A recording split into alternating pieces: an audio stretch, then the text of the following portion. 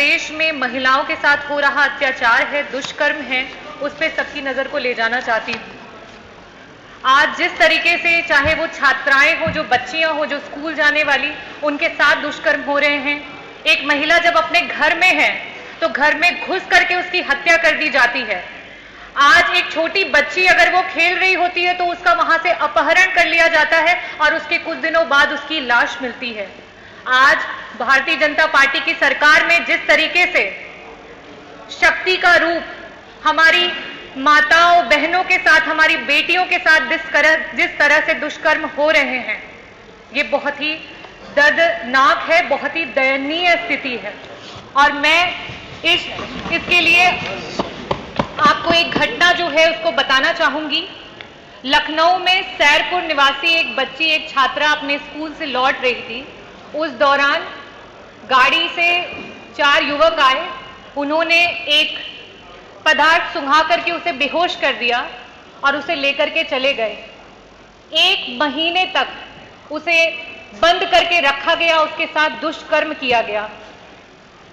एक दिन अचानक से खिड़की खुली हुई थी, उसको मौका मिला और वो वहां से भाग करके निकल करके आई, अपने परिवार के पास पहुंची। बहुत ही बुरी स्थिति में थी वो। उसने जाकर के जो सबसे नजदीकी थाना था, मड़ियाव का थाना, वहां पर उसने अपनी कंप्लेन को लिखवाने की कोशिश की, लेकिन उसे किसी भी वहां के जो पुलिस प्रशासन और अधिकारी थे उन्होंने उसको नहीं लिखा और उन्हें बोल दिया कि आप सैरपुर के निवासी हैं, आप वहां पे जाइए।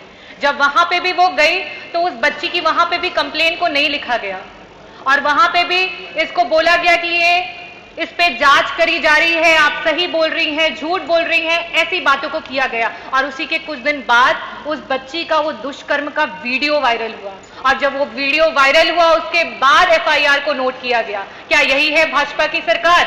आज हमारी बेटियों के साथ क्या हो रहा है? और ये तो सिर्फ एक घटना है अध्यक्ष महोदय, मैं और भी जो घटनाएं हैं उनके बारे में आपको बताना चाहूंगी। नियम 56 में वो जो स्पेसिफिक घटना बोली जाती है, स्पेसिफिक घटना है और एक आपने बता दी ना, उसको सुना पूरा। अध्यक्ष महोदय, ऐसी ही और भी बहुत सारी घटनाएं हैं, जैसे कि रामपुर थाने में 2 युवतियों को लेकर के उनका 13 लोगों ने सामूहिक बलात्कार किया है। साथ ही साथ अगर हम जनपद लखनऊ में कृष्णनगर थाने में देखें तो वहां पे एक युवती की हत्या कर दी गई है। देखिए, उसमें नियम 56 में एक स्पेसिफिक घटना की सूचना होती है। भाषण में आप जो मर्जी बोल दीजिएगा, वो आपको अवसर मिलेगा आपको उसको कहने का। नियम 56 में आदरणीय अध्यक्ष जो मेरी बात सुनिए, मैंने उसकी जब तक सूचना नहीं होगी तब तक उत्तर आएगा, सूचना के साथ ही उत्तर आएगा।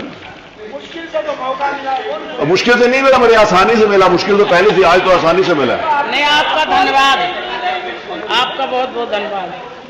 अध्यक्ष जी, आज इस सदन के माध्यम से मैं यहाँ पे उपस्थित सभी को बताना चाहूंगी कि किस तरीके से ये अपराध बढ़ते चले जा रहे हैं। गोरखपुर रेलवे स्टेशन से 25 वर्षीय महिला का अपहरण करके उसके साथ गैंग रेप किया गया। थाना मऊ जनपद चित्रकूट में एक मोहल्ले में 4 वर्ष की बच्ची के साथ अपहरण करके दुष्कर्म किया गया। अखागा कोतवाली जनपद फतेहपुर में 16 वर्ष की बच्ची का अपहरण किया गया। छात्र छात्राएं जो ग्रेजुएट हैं वो भी बेरोजगार होकर घरों पर बैठे हैं। उन्हें अगर प्राइवेट नौकरियां भी दी गई हैं तो वो बहुत कम सैलरी पे काम कर रहे हैं। पूर्व में पहले सरकार द्वारा दावा किया गया था कि वो 10 लाख सरकारी नौकरियों की घोषणाएं की थी, जिनमें से उन्होंने, मुझे नहीं लगता कि कोई सरकारी नौकरी अभी तक दे पाए हैं। वो पिछली सरकार वर्ष 2017 से 22 तक सरकारी नौकरियां जो भी निकली हैं मान्यवर, अधिकांश वो माननीय उच्च न्यायालय में लंबित हैं या तो फिर उनका पर्चा लीक होने की वजह से वो जांचों में फंसी हुई हैं। जैसा हम सभी जानते हैं मान्यवर की यूथ एक स्ट्रेंथ होती है किसी भी देश की, सबसे ज़्यादा स्ट्रेंथ यूथ होती है। उसे और स्ट्रेंथन करने की बजाय हम उसे बहुत कमज़ोर कर रहे हैं अपने प्रदेश में। उन्हें डिग्री लेकर वो दर दर की ठोकरें खा रहा है मान्यवर। बड़ा दुख, बहुत दुख की बात है ये मान्यवर कि आज का पढ़ा लिखा युवा जो बेरोजगार है वो आत्महत्या करने तक के लिए तैयार है। मान्यवर, मेरे पास एनसीआरबी की एक रिपोर्ट है जिसके अकॉर्डिंग यूपी में मान्यवर 227 लोगों ने सिर्फ अनएम्प्लॉयमेंट की वजह से आत्महत्या कर ली है। मान्यवर, इसकी जिम्मेदारी कौन लेगा? ये 227 आत्महत्याएं की गई हैं, इसकी जिम्मेदार सरकार है मान्यवर।